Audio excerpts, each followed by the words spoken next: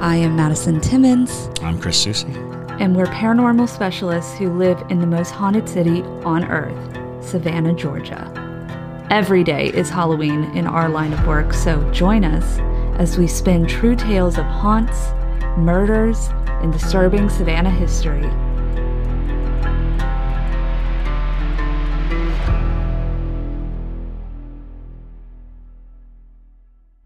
I'm Madison. I'm Chris. And welcome to the most haunted city on earth. Hey, y'all. We need your votes. Before we get into today's episode, our podcast has made it into the finals for Connect Savannah's Best of 2023. We were nominated as Best Local Podcast. I was nominated for Best Local Theater Director under the name John Taylor Timmons, and our theater where we filmed the podcast, the Savannah Underground, was nominated for Best Local Theater Production. It is an honor to be nominated, and it would help a lot if y'all went online and voted. You can vote daily. Yes, you can vote every single day. Go to connectsavannah.com to vote. The podcast is listed under the media category, and everything else is under arts and city life. Let's be the first paranormal podcast to win this category. I'll post a link in the description and on Facebook. You know, the fly guy, the one that has Striggers. Yes. JT was like, no, there's no way he actually I had know. that. I was like, it really was. It was a thing. More than that, the vial of poison that he carried was because he worked for DuPont. And DuPont did all their experimentation out at Oakland Island. And I told you. That was their, like, they used to irradiate things. They had a chamber where they'd hit it with, like, radiation, like nuclear radiation, like byproduct and stuff. One of the most fascinating things that came out of it was they created flea collars. That's how flea collars came to be. Was they were using poisons because these insects were infected and radiated and dangerous, and if you got bit by them, you could get very ill. So they were coming up with all kinds of insecticides to contain them, and it was their work mats, and they would literally cut strips of the work mats and tie them to their wrists. Oh wow! So that to keep bugs away. Yeah. But it turned out that it was very caustic to the skin, so they marketed for animals. So that's where we get flea collars from. Oh my god! All right, so we've basically started the podcast. I think I'll probably just start it there. But yes, you have not dropped into the middle of a podcast. No. Welcome. When we tell you guys that this is like our normal conversations that we had, this is literally that it's very true. Well, welcome to another episode of the most haunted city on earth. My name is Madison Timmons. I'm Chris Susi. And I'm JT Timmons. Almost totally forgot. I'm sorry. Like, what is my name again? No, it's more like, we've been talking. What? Why are we introducing ourselves in the middle of the conversation? Yes. That's well, so funny. If you were wondering what we were referring to, JT and I last night were watching Midnight in the Garden of Good and Evil because, fun fact, JT is a bad Savannian and has not read... Or a good Savannian, because there is a whole contingent of Savannians who are like, I will not read that. Yeah. Trying to capitalize on our quirkiness. Boo. New York writer. Quirky. Boo on that. It's a fun book and it's a fun movie. Mm-hmm. It is. And what started this whole thing is I asked Chris if he knew Lady Chablis because she's like the coolest character. She is. And she was wonderful and amazing. And he does. I mean, she held up Club One for ages. Even when she moved away, she would come back and do these shows. I remember seeing the poster. Yep. I think it's still up. It's still up there. Yeah, I think it's still up there. And she, was truly a landmark character of Savannah. So what was she? What was she like? She was amazing. Absolutely amazing. She was very warm and kind-hearted. On stage, she was ruthless. We saw that in the movie. She's the Grand Empress. The movie toned it down. Empress. She was amazing, and if you were in the audience, you're lucky enough to be in the audience. Man. She was so I would have sharp loved and to be so fast. And we even I worked for a puppet company for years, and we had a puppet called Formica Dinette, which was not a direct model after, but a lot of the behaviors, a lot of the things, because it was such a popular thing to be razzed and to be approached by this over-the-top wonderful character. So I worked with Lady Chablis on a number of occasions because Savannah is a small town. people might not know this listening if you're not from Savannah. Everybody knows everybody at some point. It's true. As it goes along, you're relatively new to Savannah, but you've already been in circles and seen how people are interconnected. I mean, my brother is literally one of the most popular people in Savannah. Oh, absolutely. Yeah.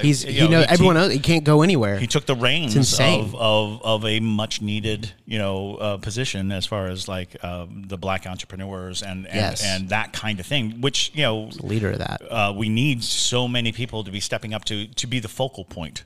Sure. Because we have like Savannah's full of people who are startups and who are, this is a big plug for Savannah out there.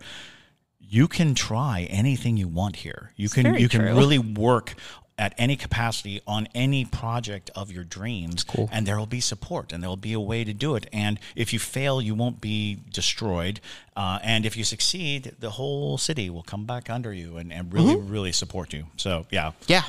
It's true. I mean, we're doing it right now. Yeah. It's hard. It's hard. No, I'm not saying that's not work. It's like we've been working at it for almost... I mean, Red Eye's 10 years old, but we've been working at it for almost 5 years now and then 2-year anniversary today for the Savannah Underground. Yeah, that's amazing. That's like crazy. Yeah, we were able to just do like an immersive horror theater. At a wedding venue. That's where it started. And then we got this Shout place. out to the Clyde. Right, there you go. It's great. So anyway, all right.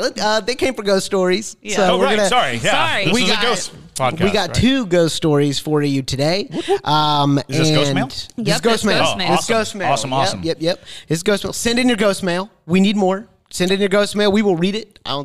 We don't read them beforehand. I know I say that every Ghostmail. A lot of, honestly, like Pair Junkies will be like, I want to hear about this. And we're like, okay. And we'll talk about it. Yeah. I think we need to dedicate an entire show to doppelgangers. Because it seems I was thinking the same thing. I even looked at just our TikToks, and any TikTok that seems to mention doppelgangers seems to be a spike. So the interest in doppelgangers seems to be. So we should sit down and do a doppelganger. I think so. Yeah, y'all are doppelganger fiends. They really are. Well, I think it's such a fascinating thing, and it's such a creepy thing that I think just lives in us naturally. The fear of being replaced. And that's relationships and jobs and everything. So the doppelganger kind of exists for us. And you can talk about doppelgangers like all day. Oh yeah, you just have story. You're a serial storyteller. Plenty of doppelganger encounters. We had a Google form. I sent the Pair Junkies a Google form, and a lot of them responded with really incredible info, just saying the things they love about the show and just letting us know. And one Pair Junkie sent in, I was like, what do you love most about the show? And it was literally more Chris. More Chris. Okay. I'm like, we have a lot of Chris in here, but okay. It's not possible. It's not. Anyway, all right. Real fast, I just want to thank the newest Pair Junkies. We're going to start with Sarah Booth, Lexi Dean, Aaron Arroyo, Tess McClure, and Nikki. Thank y'all so much for joining the Pair Junkie family. We're really excited to have you. And if you haven't joined the Pair Junkie family, please do. It supports us. It keeps us doing what we're doing. And to be honest, we're just trying to grow our community. Right now, we have 72 incredible Pair Junkies, and we want to get to, 100 here soon. And we're going to start doing more and more as, we continue to get more and more support. So thank y'all so much. But moving on, let's go ahead and start up some stories. What do you say? Woohoo! Let's hear it. All right. The first story is from Tiffany Shout. This is the South African one that we talked about I'm excited. A week ago. I'm excited about this. It's literally my story. That's me. That's the title. That's literally me every single day internally. Just, that's a mood. It is. All right, here we go. Hi, Madison, Chris, and JT. I'm Tiffany from South Africa, and I've had all kinds of experiences. I wanted to send my stories in for a while now, but I don't know where to start. Anyway, here's my attempt. Around the time when I was 6 years old, I was playing in my bedroom alone when a white mist came through the window. It stopped between the 2 single beds in the room to look at me before moving on through the wall on the other side of the room. I got up and ran to my parents, but they brushed it off and told me to keep playing and that it's just your imagination. Classic. In that same house, my older sister always had to sleep with her door closed because it sounded like someone was walking up and down the tiled hallway. Well, there you go, Maddie. I heard it too. A few weeks ago, I brought it up with her again, and she told me that it was a little boy who would stand in front of my parents' room at night and would stop her from going in to say that she was scared. That's creepy as crap. Okay. We moved into another house when I was around 7 or 8. It was previously a retirement home, which we renovated. Eek. This is where most of my experiences come from. I lived there from the age of 7 until I turned 21. Here are some of the stories I remember. The first time I experienced something in my new house was when I was in my childhood bedroom. My parents had their room light on and my door was open halfway. I couldn't sleep, so I ended up staring at the lit opening of the doorway. It was then that an orange creature peeped into my room with its hands on the side of the door. All right. It was glowing orange and looked like it had an old diving uniform on. Those, wow. Those ones that are made up of metal. Oh, okay. Oh, like yeah. Oh. Like the deep sea diver. Yeah. Bioshock. Big Daddy. Did he have a big drill? Like, yeah, I don't know. This is wild.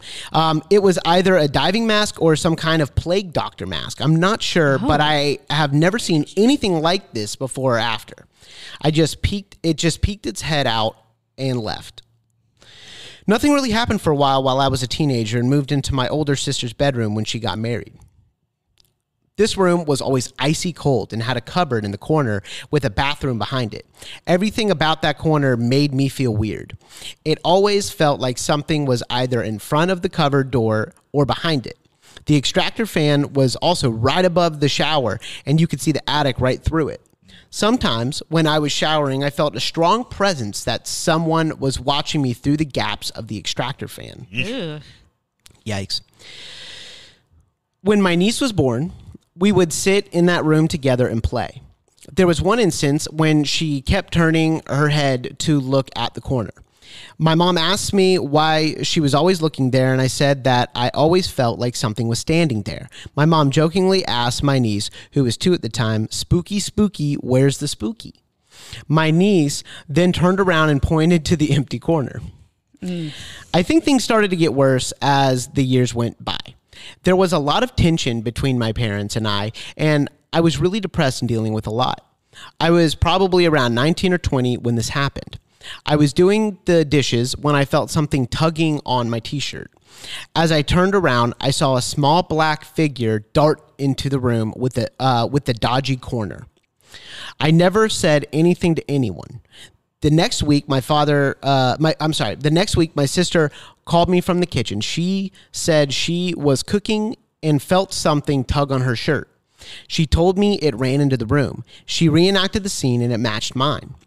Lots of things have happened since then, like seeing the bottom of half a person walking, stopping, and then running into nothing. A big bang on the door while watching Paranormal Activity, and feeling like my soul was going to get pulled out of my chest, and opening a closed door of an empty hostel room, but also cute ghost cats saying goodbye. That's cute. Yeah. Okay. At least there's one nice thing. Yeah, I know, right? Since I started listening to paranormal podcasts, it really put my mind at ease. Things start to make sense, and I now realize how ghosts are actually so limited, LOL. I haven't seen much, and I don't want to either. Although I kind of miss it, I think the stories of others are good enough for me. You know, and that's a fair place to be with spirits because, you know, I find that people who have paranormal experiences either become really intensely infatuated with it or they want absolutely nothing to do with it. And that's fine if you don't want anything to do with the paranormal. And a lot of times that kind of naturally guards you because nothing is trying to convince you of themselves. A lot of times they're showing themselves to you specifically because they want something or they want that attention. So if they know they're not going to get it from you, they're like, whatever, I'll just move on to the next person or the kid, the niece or something. Yeah. Absolutely. So, well, and classically, when you hear ghost stories about children, especially little boys, you hear about the tugging on the back of your shirts, the tugging on the back of your hair. It is a very teasing kind of activity that you usually associate or, have come accustomed to whenever anyone talks about a child ghost, specifically boys. I found it more prevalent with boy ghosts than girl ghosts. Not to say that girl ghosts don't do it. It just seems like when you talk to people and they're like, oh yeah, they're a little boy ghost, and then he'll try to get your attention by tugging. Tugging on the back of your shirt is a big and you even mentioned that in your previous home, your sister said that there was a boy in the hallway. You easily could have followed you to the new home. Right. Could have been attached to the family and gone with you. So that is very interesting. White mists are always confusing. Sure. Because in many instances, a mist does not present any form of intelligence. It's just moving. It's just present. And a lot of people looked at her. Well, that's the one that I was saying was that's... if it had that kind of notion that you felt its presence and it was being aware of you, you're dealing with something a little trickier. Many of us have those stubborn pounds that seem impossible to lose, no matter how good we eat or how hard we work out. My solution is PlushCare. PlushCare is a leading telehealth provider with doctors who are there for you day and night to partner with you in your weight loss journey. They can prescribe FDA-approved weight loss medications like Wegovy and Zepbound for those who qualify. Plus, they accept most insurance plans. To get started, visit plushcare.com/weightloss. That's plushcare.com/weightloss. Yeah. Because in my estimation, mists oftentimes, for lack of better terminology, the ectoplasmic residue. It's a residue of a spirit. It's still there. It's still charged. It generally usually doesn't have a pattern or anything. It'll maybe move in the same way every time you see it. It'll come out of this area and go into that area because it's the last remnant of its intelligence. But if you're dealing with a mist-like figure that looks at you or looms at you, then you're dealing with either a type of cryptid or a type of of non-human entity that is in that form. And I am not brushed up on my South African I am not spirit either. lore. Yeah. I know, I know the root lores of where voodoo got their Lao and the general gods and mythology. But I am woefully ignorant of any of the African common ghosts or common creatures. So if you're out there and you have access to South African lore or African lore, yes. Please, come in, because it's not something that I had a lot. I guess the Gullah and Geechee give us a good indication. Sure. But that's 200 years ago. Right. They brought 200 years ago their thoughts and thought patterns into our culture, and it became infused in our culture, and it became infused in different practices, root doctoring and things of that nature. But for the life of me, I'm like, what do I know about South Africa? Do I know any cryptids off the top of my head? Do I know anything like that? And the truth is, I realize I don't. But I know that Africa is rich with these things. There's so much to offer us, and that a lot of Africa still has a lot of a naturalistic approach and a lot of great traditions passed down generation to generation to generation. So I feel like we could probably use a crash course. Actually. Right. I actually just emailed her while you're talking about that, and I said, hey, we loved your stories. Would you want to be on the show virtually to talk to us more about them? Mm-hmm. Yeah. So we'll see. Absolutely. Look for that episode. Right. I'm also not done with her. Well, and Oh, I'm sorry. No, it's okay. I just wanted to let y'all know that. Well, yeah, absolutely. Yeah. Well, so it is interesting too that, you know, because Africa is considered to be like the motherland of sorts, you know, the origin of humanity. And so that makes it a very spiritually charged land in general. So I'm not surprised to hear that there's a lot of spiritual entities and things roaming around.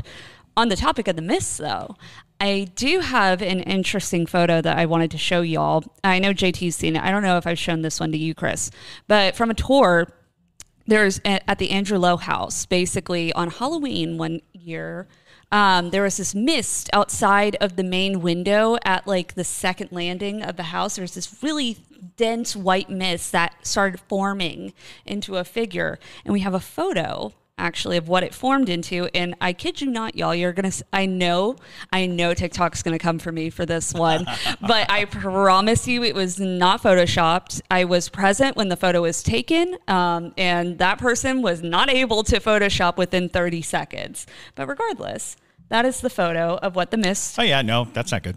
It looks like it's straight out of Spirit Halloween. That's the only way I can describe it. It absolutely does. And, you know, fascinatingly enough, and we talk about this a lot, is a lot of times when you're dealing with mist, you're dealing with the degradation of a spirit. You know, it goes from a full apparition of recognition to a shadowy apparition where you can't really tell who it is or what it is. You just have general features, and then it just keeps going. And then by the time it gets to a mist, it has lost its form. But it is possible that if a mist is in front of a group of people and the group of people are trying desperately to identify it, it can use that energy, the energy of trying to be identified, to form. And if it's a bunch of scared people, it can form into a scary thing. You know, and that's one of those things. It's like you have to remain calm in a lot of these situations because spirits are very much trying to connect with you. And if they see you're in distress, they oftentimes think that the best thing to do for somebody in distress is to be something distressing. I'm going to be a distressing thing to match your emotional, output. Yeah. Which is why, and I think in this letter there was even a mention of having emotional distress, and that oftentimes leads to spirits taking advantage, coming and saying, "Oh, I'm getting this vibe from this person. I will match the vibe. You're emotional. You're sad. You're grieving. They will try to be a puzzle piece in the psychic realm, a puzzle piece of energy. Your energy is saying, "I am scared." Its energy says, "Well, then I will be scary." Yeah, because that will be we will be connected then. It'll give you what it wants. Yeah, and so it's something to keep in mind that the sensation of I don't want to see anything, and the reality of not being seen becomes a very interesting thing, because that is in part how some people avoid their whole lives ever having anything paranormal happen to them. Right. Is they spend their lives saying, "I don't want to see anything. I don't want to see anything. I don't want to see anything." And anything paranormal is like, "Oh, well, then I will be nothing." Yeah, then, I am nothing. I am a mist. As nothing. And so there is a lot to take into consideration when you're going into these stories. You hear all these elements, and you're like, "Oh, you encountered a mist. Oh, you encountered this. You tug on the back of things." Luckily, in time, there's enough conversation that goes on that you finally realize, oh, there is a universality to it all. There is something going on that is repeatable and that is recognizable, patterns of behavior that you can say, "Oh, you know what? I heard this story many times over." Which is why you should listen to people's ghost stories. Listen to people's ghost stories. Ask around. Ask your friends. You'd be amazed, because even the friends who don't believe at all have good ghost stories. It's so true. I mean, I've given tours on so many occasions, and sometimes, you get groups that are a little bit more quiet and you're trying to get them to talk. And so you'll be like, "Does anybody have a ghost story? Has anybody ever experienced a ghost?" And it's always the person that is like, "Oh, well, I had this one experience, but it wasn't really that crazy." Right. And you're like, "Well, further explain." And they're like, "Well, like a black mass came out of my closet, and then suddenly it approached me and had these long teeth, and then it went back into the closet, and then later on, I realized that it was a demon, but nothing crazy." Yeah, nothing and I'm crazy. like, "Oh my God." But And sometimes people have just the one ghost experience, but it's so good, it's so profound, Right? It's just that one thing that they really key in on because it defined their entire understanding of the world. Some people will it's why we call our fans parajunkies, and it's why we have that hashtag ghost heroine. Is when you have a profound experience, your entire world changes. All of a sudden, there's room for an entirely different experience, just day-to-day living. Absolutely. Oh, cool. All right, so I'm going to go ahead and finish this one. Yes. Our guest just got here. I saw. So, yep. So, however, and this is the last one. About a few months ago, I experienced 2 nights of sleep paralysis in my boyfriend's bedroom. About a few weeks apart, I think. The first time I felt something get onto the bed, just a torso. Oh, boy. That's awful. And it was using its arms and hands as legs to walk. Torso. Yeah, absolutely. I'm familiar with the torso. That's crazy. It was revolting. It proceeded to climb on top of me and rub against me in a sexual way. I tried screaming and managed to say Jesus in my paralyzed state. A few weeks later, it started again. I couldn't move or make a sound. Something was there. I looked to my right and saw the silhouette of my boyfriend passed out next to me. To the left, I saw him again, outside of the bed and on the floor. He was larger than usual and slightly transparent. He reached his hand out to me and said, "Baby, please help me up." At that moment, I got freaked out and tried my best to scream and finally woke up, not sure if waking up is the right feeling. Thanks so much for reading my stories. Any advice or answers would be appreciated. Love what you do and for making me feel seen. All my love, Tiffany. Oh, thanks, Tiffany. Tiffany, girl. That's amazing. You got you a succubus. Yeah. Although So it's interesting because I don't know that we mentioned this before when we talk about sleep paralysis. One of the interesting subsects of sleep paralysis is that people calling out to God oftentimes breaks the paralysis. If you can call out, especially verbally call out to God, it seems to work, which is where the concept of sleep paralysis demon really takes root. Is it seems to have an adverse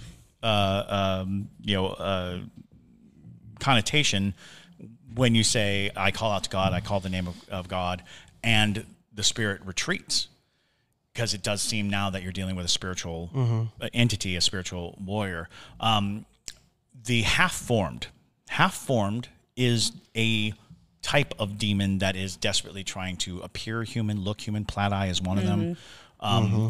Cannot completely manifest. So the torso, the walking on the hand torso, has been noted in time and time again, a demon attempting humanity, but because its understanding of how a human physical being is, they can't completely, or they don't have enough energy, or they don't have enough strength. So that's fascinating. The fact that it was sexual in nature, of course, goes towards a succubus or, certainly primal thing. Because one of the things, again, people are always like, well, what are they trying to accomplish? The succubi, the incubi, what are they trying to accomplish by, rubbing up on you? It's about the gateway into our world. It's about becoming flesh. It's about becoming, because I think, and again, all of these things are theories based on hearing stories enough, seeing things, going through it. But in the cases of incubi and succubi, there is this idea that realm sees our physical realm as an amazing place, a place of incredible, extravagances and powers and things that we don't accept ourselves. We choose to believe that we live in a world where we have no power, when in fact we are endlessly powerful beings. Our ability to create, our ability to alter reality is paramount. So these demons know that. They want to be human, or at the very least present as human. And so one of the easiest ways to do that, of course, is impregnation, is to, be born into this world utilizing this thing. And I want to say it's messed up, Chris. It is. It's so messed up. But there's a lot of stories that go that way. There's a lot of stories, even when it weaves itself into folklore, there comes this notion of demon spawn, children who are born through this Congress. And then you start to think, oh, well, what's so great about being human? Because, I got to get a job. Right. I'm stuck in traffic all the time. Oh, yeah. But we neglect the spiritual potency of a human being, the spiritual purpose of being a human being. It's been kept from us. It's a big secret to us. The full potential of a human being. So yeah, I think that that alone is such a creepy thing. And then when you add the half-formed, and then even worse, because it formed into her boyfriend, which is classic hag behavior, literally, because of being ridden by the hag, being this, and scarily enough, anytime a demon offers something like their hand, like if you reach out and you take the hand, you are entering into the bargain. The devil is very tricky throughout folklore. It's not a contract. It's not, you don't, I want this for that, my soul for this. Sure. It is whenever you accept something from the devil, whatever it is. My favorite story was there's a belief that quicksand was developed by the devil, so he could wait by it. And as you're sinking, he shows up. He's like, I got a rope. Yeah. And you're like, give me the rope. And you take the rope from the devil, and all of a sudden, oh my God, you just sold your soul. Yeah, he's like, ha ha ha. Oh, that'd be a great short film. Yeah, exactly. Would, yeah. For sure. Well, and that's, I like that. One of those things that comes up in folklore is that you have very little knowledge of the rules. Yeah. We're not given the rules, so we make our own. We talk about it all the time. Go down to the crossroads and devils show up. You'll sign a contract and you'll get what you want. It's never like that, I don't think. And that same, here's your daily fae. Oh my God. But yes, but it's true. That's absolutely true. That is like also deeply rooted in the fae folklore, because that's how fae operate. Is they're always trying to do a contract. They're trying to get a binding sort of deal with you. Absolutely. And especially it happens with children, because they offer, they're like, leave me honey and cookies and biscuits and stuff out in exchange. Right. And children are thinking like, oh, I'm having a tea party with the fairies that I see. But really they're like, I'm claiming you. And that's what's horrifying. And that plays into the concept of baptizing the young. Because baptismal is supposed to protect them from, like, basically, without a baptism, you're open for, any type of deal. You can make a deal. Once you're baptized, you basically have an agent. Yeah. And that's funny. Speak to my agent. And the devils have to go through the agent. And we should note that all the fae stories that we've cataloged in our lives are tandem with demon stories, are tandem with folklore from any culture. Every culture has these things. And so when we say fae, it's just the same as when we say demons. It was a name that we gave a phenomenon and a series of phenomenons that made sense because people witnessed things, people had experiences, and when they shared it, they're like, oh, we better come up with a name. What are we going to call it? And that's funny because now I think there's a big cultural push to be mindful of names, be mindful of what you say and how you say it. But in a lot of cases, we made them up. We made these names up. They're not true names. They're the names that we know. Sure. So it's so bizarre to live in a time when people are being hyper conscious of things, whilst simultaneously being hyper ignorant about things. They collide with each other on many accounts. And I'll end my fae point with the other common tactic is fairy rings, little mushrooms that grow in a circle. They're like, ha! It's like a bear trap, essentially. That's it. It's a bear trap. And we're the bears. You're the bear. So if you see mushrooms growing in circles in your yard, just don't walk in them. Your brain needs support, and new Ollie Brainy Chews are a delightful way to take care of your cognitive health. Made with scientifically backed ingredients like Thai ginger, L-theanine, and caffeine, Brainy Chews support healthy brain function and help you find your focus, stay chill, or get energized. Be kind to your mind and get these nootropic chews at ollie.com. That's OLLY.com. These statements have not been evaluated by the Food and Drug Administration. This product is not intended to diagnose, treat, cure, or prevent any disease.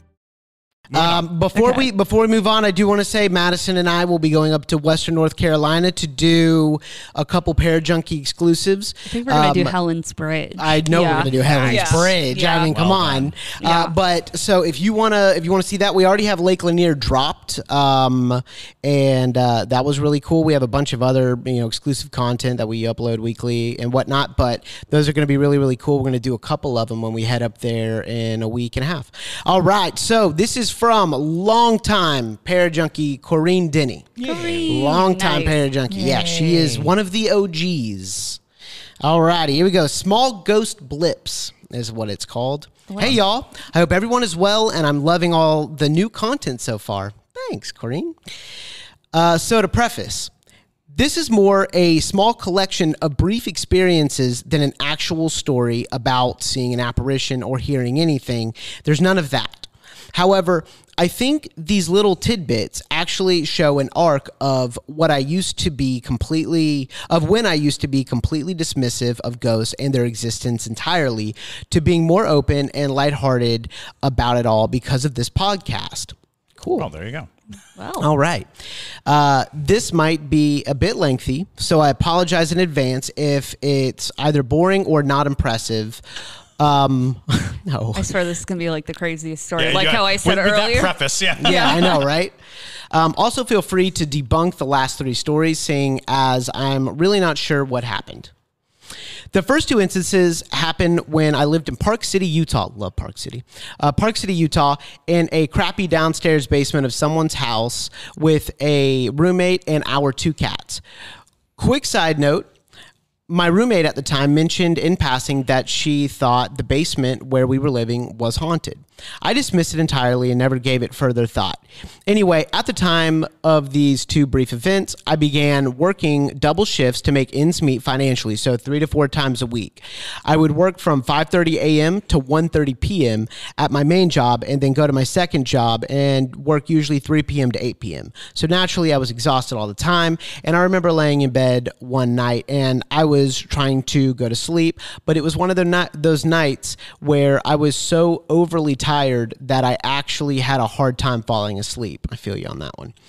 I slept with my bedroom door closed to keep the heat in, and my cat out of the room. I'm a terrible cat mother, I know, but he was always being a little brat and getting into things and waking me up and whatnot, and I just prefer to sleep alone without a pet since I have sleep issues more often than not anyway. But anyway, I was trying to go to sleep and I was just about to drift off when I thought I heard what sounded like someone walking around in my bedroom.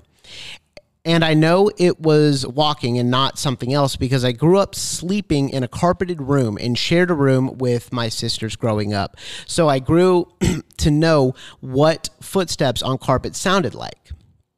Normally, this might have freaked me out. And normally, I might have dismissed it, but I was so exhausted from sleep deprivation that instead of being scared, I sat up and very irritably said, "You need to get out of my room. Get out. I'm exhausted and I'm trying to sleep and you are not helping. As long as I'm in here, you are not allowed to be in here. In Jesus' name, I command you to leave." I listened for a few more minutes, and the footsteps had stopped and flipped myself back down and fell asleep. I mean, Heard that. works. Solid. That works. That was solid. Yeah. Well Yes, done. yes. A little later in the future, same apartment, I briefly remember waking up another night or really early in the morning and feeling one on top of my blankets being pulled off of me. Feeling one of my top blankets being pulled off of me. Sorry about that. I could have also been half asleep and potentially having a hallucination of sorts, but that one did spook me. We moved out shortly after, not because of the ghost, but because that apartment and landlord was a POS. I hope that was censored enough for Jameson. It was. I made sure of it. That was thoughtful. Yes, it was. The next 3 experiences wouldn't happen till I moved to Dallas about 3 years later, and after I started listening to this wonderful podcast. I don't claim that there was a ghost in these particular instances, but in all 3 instances, I couldn't find any other logical explanation. The first 2 experiences happened at my old job when I was at a gelato shop in Dallas. I was getting cake boxes from down from a shelf one afternoon so I could set myself up to finish and box some cakes. And the boxes we were using at the time were different from our normal boxes. So rather than gathering a set amount of individual untaped boxes like normal, I was having to get multiple large U-line boxes that carried 4 individual cake boxes. So anyway, I was getting cake boxes and I was up on the ladder getting these and throwing them down to the ground. They didn't damage the boxes, and I was working smarter and not harder. For a quick visual for the layout, I was on a ladder leaning against one wall that had a storage shelf that we stacked the cake boxes all the way to the ceiling, and on the opposite side of me was the walk-in freezer that also acted as a space to store dry goods and packaging on top of it. So I was in between 2 storage spaces essentially. I threw one of the boxes down, and a box across from me on top of the walk-in freezer caught my eye because after I threw the box down, one of the flaps on the box I was looking at was straight up, almost as if someone had held the flap open to peek inside the box, and then the flap gently floated back down on top of the box a moment later, like an open then closed sort of flap. I immediately thought that's weird and didn't think gravity worked that way. Yeah. Immediately thinking the rush of air from my dropping the box of cake boxes down caused the flap to open. So I tried it again and threw another box down while watching the box in question to see if the flap would open again, and it didn't. And I just stared at the box a moment and chuckled to myself and got down and put the ladder away. A few moments later, I was still puzzling over the incident when one of the front of house girls who frequently went to the top of the walk-in freezer to gather supplies saw me looking up in that direction and said, "I know it's hot as heck up there, right?" Because I had just been up there and it was summer and there's no ventilation. And I said, "I mean, yeah, it's hot. There's no airflow or anything, right?" And she said that there wasn't. So I explained what happened, and she just looked at me wide-eyed, and I looked at her and laughed and said, "You got someone checking out your stuff then." And I turned around and went back to work. Weeks later, at the same job, everyone else that worked in the back, like me, had gone home, including the owner, and so I was alone and working on some more cakes, and I had some music going, and it was slow up front, so the girls weren't coming or going or anything. It was just me in my working space. I was finishing up some cakes when all of a sudden, I saw on a shelf to my right above me, one piece of parchment paper fly off the shelf and make a perfect arc off of the shelf and directly into the trash can underneath the shelf. So it flew out and in a perfect arc, and it was just one piece. Now, I already knew that there was some loose parchment paper on top of the box, and I knew the air vent was very close to where all this was located, so I automatically assumed it was the air. I went over to investigate and realized the air conditioning wasn't on because I didn't hear it running, and I ran my hand directly under the vent. And also, near the parchment paper, near where the parchment paper was, and felt no airflow. So I backed away slowly and decided to acknowledge the presence, if there was one, and kindly ask it not to scare me or anything like that, but did say to have it with my boss, the owner. We did not get along. Sick the ghosts on the Yes. boss. A lot of authority figures who are being taken down here. I know, right? And I went on my merry way. The last event actually happened last week, and it freaked me and my best friend out, and neither of us came up with a solution as to what happened that afternoon. We were back at her house working on some cake orders, and she realized she couldn't find her phone. We were in a rush because we had back-to-back meetings to attend for her new business, and so I volunteered to help her find her phone while she kept icing cakes. We had gone on a quick errand to buy butter for buttercream, and I knew I'd seen her phone on the kitchen counter since coming back from the store. She tried using her watch to find her phone to no avail. That's weird. I decided to start calling her phone since it was on vibrate, and I checked the kitchen again since that was the last place I'd seen it. Then her bedroom and bathroom, and then decided it had been in the area of the garage where there was no storage shelf for cake decorating stuff. I assumed that that's where it would be because we had an incident moments prior where the shelf had tipped and the said products had ended up on the floor. I just assumed she'd taken her phone with her out to the garage to compare airbrush colors to a picture for a cake order, and the incident happened and it was on the floor. Or she'd put it on some random shelf in the midst of the chaos of all the products falling off the shelf. I heard nothing. The garage was silent. And then I decided maybe she threw it in the front seat of her car when she was grabbing something she forgot before the storage shelf incident. So I go to her car and I hear it buzzing. And I start looking in the seats in the console and I realize it's coming from the back seat. And I found it wedged tightly in her purse that was strapped to the back seat of the passenger side headrest. I know what y'all are thinking. That's super commonplace for a woman's phone to be. However, my friend hasn't removed her purse from that spot or even used it in the 9 months I've lived here in Texas. The last time I saw her use that purse was when she bought it on an impromptu visit to see me in Utah the year prior. So that immediately weirded me out. I grabbed it, walked inside and said, and my best friend didn't look up from where she was working and assumed I hadn't found it and said, I know, isn't that so weird? I had no idea where I even put it, like I just had it. And I said, no, I found it. And you're never going to guess where I found it. And she looked up and I told her I found it in her purse and her eyes popped wide open and her mouth dropped. I said, I know you're particularly tired today, but is there any chance for whatever reason you just blanked and went back out to your car and put your phone away in your purse? And she vehemently denied it and said she didn't even go back to her car after we got back from the trip to the store. So I stared at her and laughed and said, you got a ghost, and the ghost is trying to demonstrate how to take care of your phone. She constantly loses her phone and constantly gets all kinds of food matter on it.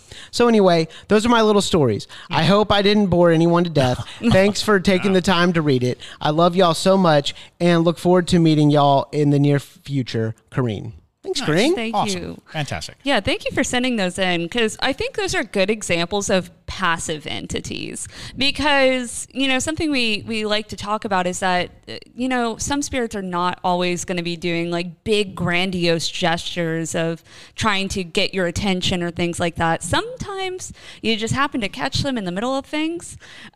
Like the cake box thing, it just makes me think of JT's mom specifically. She's not dead.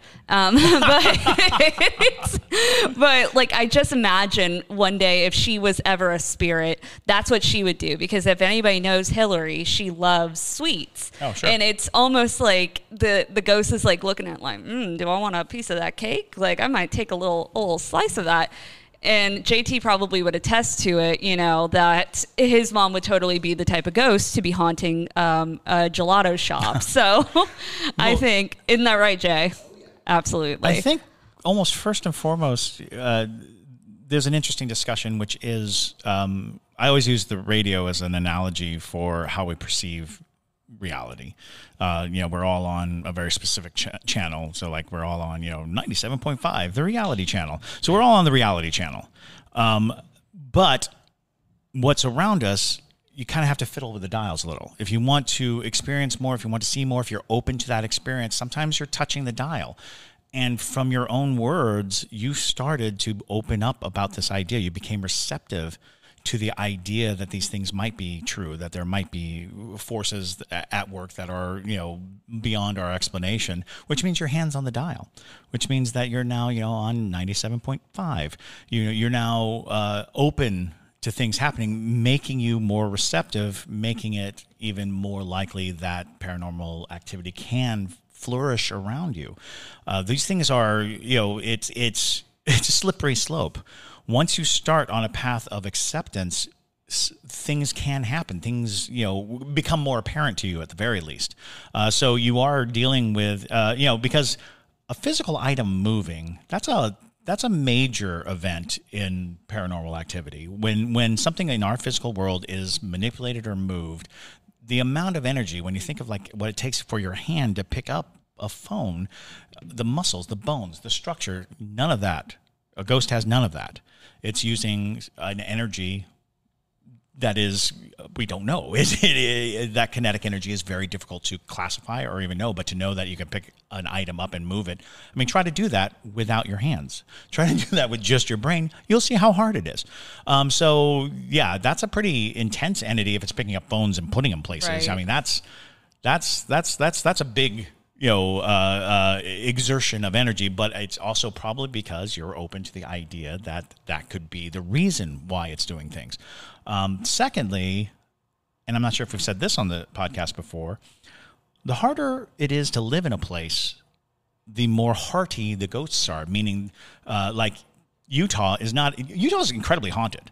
And part of that is because it's hard to live there. The weather is kind of rough. The terrain is very rough. You're not this great farming community necessarily. Utah has a lot of harsh conditions to it. So to survive and thrive there, you have to be a very hardy person. And when you die, that hardiness stays. I know that in the middle of Kansas, we ran into very forceful spirits, very forceful ghosts, because to live there, to be alive there, takes a lot of will and strength. And so those spirits, they remain willful and strong. So, I think I had that discussion about New England ghosts. Very pushy, very, because New England was kind of a harsh climate too. They had harsh winters, harsh stories, the classic, I want to say, so my family kind of my father's side of the family hails from New England. So we've heard stories of people being just frozen to death, just, sitting on their porch, and people come along and there's a person sitting on their porch in Vermont and they're like, old Dan didn't go inside last night and now he's dead. Now he's a Dan sickle. Yeah, he's a Dan, you're right, Dan sickle. And so, that kind of story was something that, no, don't that's horrifying. But that's how hardy people were. They were hardy enough to take death on the chin, and they were hardy enough to live in a climate that would kill you if you were careless for a moment. So, I think that having experiences in Park City, Utah, does speak to the hardiness of ghosts, because it does not require you to be open or aware. They're just plugging along. They're just going along. But I think it's interesting that you prefaced the story with saying that you started listening to this and started opening your mind to it, and all of a sudden you have these stories. I'd be interested to hear, as time goes on, how many stories, because right now we're reinforcing it. We're telling you, yeah, all right, okay, which means that, your hand's on that dial. You're gonna move up and down it. So kudos to you for opening up. Yes, absolutely.